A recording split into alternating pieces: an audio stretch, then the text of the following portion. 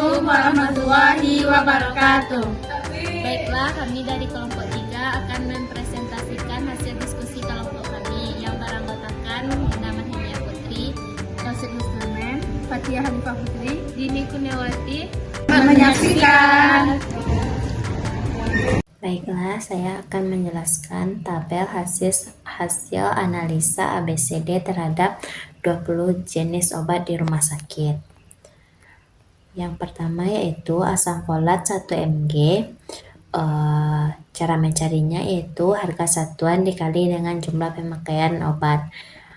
Jadi harga satuannya yaitu 5.093 dikali 500, maka pendapatannya 2.546.500. Yang kedua yaitu Lansoprazol HJ, harga satuannya 678 dikali 360,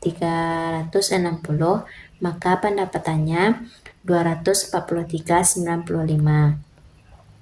Yang ketiga yaitu Alpentin 100, harga satuannya 1.230 dikali 48, maka pendapatannya 5.904. Yang keempat yaitu Bisoprolol HJ, harga satuannya yaitu 6.600 dikali dengan 64, maka pendapatannya 42.240.000. Yang kelima yaitu Clopidogrel 75 HJ, harga satuannya 86.000 dikali 80, maka pendapatannya 6.880.000. Saya akan melanjutkan materi sebelumnya, yakni Aptor 7.600 dikali 45, hasilnya 34.200. Megabal 523 dikali 45, hasilnya 103.500. Metformin 7.800 dikali 550, hasilnya 4.290. Amlodipin 5 mg HJ 500 dikali 441, hasilnya 2.205. Kandesatan 8 65 dikali 200, hasilnya 13 juta.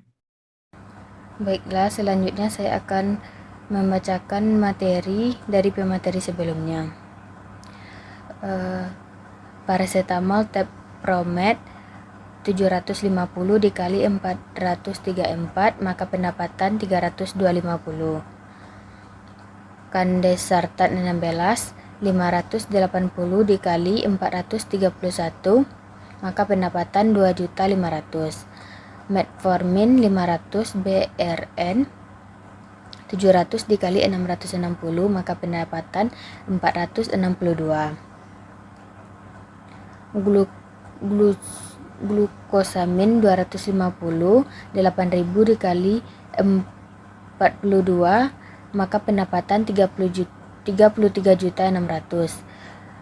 Amlodipin 10 mkg kf dikali 62 dikali 60, maka pendapatan 33.720. Saya akan melanjutkan materi sebelumnya.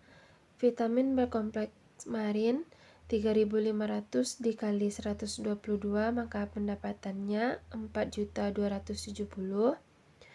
Glipemiride 3 mg HJ 620 dikali 417, maka pendapatannya 2.585.400.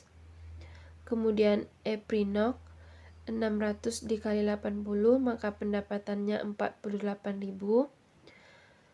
Ambrosol 30 mg tablet 8.300 dikali 415, maka pendapatannya 34.445. Acarbose 50 mg 1000 dikali 888, maka pendapatannya 888.000. Tabel di atas terdapat 20 item obat yang dianalisis diperoleh hasil sebagai berikut. Kelas A jumlah item 4, 20,00%. Kontribusi nilai 60,61%. Kelas B jumlah item 15, 75,00%. Kontribusi nilai 23,55%. Kelas C jumlah item 1, 5,00%. Kontribusi nilai 0,01%. Catatannya, meskipun ambang batas kelas C dimulai dari 91%, karena total item hanya 20, nilai kumulatif hanya mencapai 84,20%. Selanjutnya itu hasil analisa ABC menunjukkan bahwa hanya ada 4 jenis obat, yaitu Megabal 500, Bisoprolol, Amboxol 30 mg, tablet dan Aptor yang menyerap lebih dari 60% dari total nilai pengeluaran pendapatan. Hal ini mengkonfirmasikan Pareto aturan 80/20, di mana sebagian kecil item mendominasikan sebagian besar nilai. Kelas A, fokus utama yaitu obat ini krusial dan memiliki biaya atau pendapatan sangat tinggi. Kesalahan manajemen yaitu kehabisan stok atau penumpukan akan berdampak besar pada pelayanan finansial. Kelas B, penyeimbangan item ini memiliki nilai menengah dan memerlukan kontrol wajar. Pengawasan diperlukan, tetapi tidak seketat kelas A. Kelas C, kontrol longgar, item seperti Eprinot 5%, item 0,01% nilai, memiliki nilai penggunaan yang sangat rendah, meskipun jumlah item sedikit. Dalam analisa farmasi, kelas C seringkali mendapatkan 60-70% dari jumlah item fisik. Fokus utama adalah menjaga agar stok tidak habis, bukan meminimalkan biaya inventory. Jadi kesimpulan dari materi tersebut, analisis ABC berhasil mengklarifikasikan 20 item obat menjadi kelas A, 4 item, 60,61% nilai, kelas B 15 item, 23,5% nilai, kelas C 1 item, 0,01% nilai. Klasifikasi ini memberikan panduan jelas bagi logistik farmasi untuk mengalokasikan perhatian, sumber daya, dan strategi pengendalian stok secara profesional, memastikan efisien biaya operasional, dan meningkatkan ketersediaan obat-obatan yang paling bernilai. Dan hasil diskusi kelompok kami, akhir kata kami ucapkan terima kasih. Assalamualaikum warahmatullahi wabarakatuh.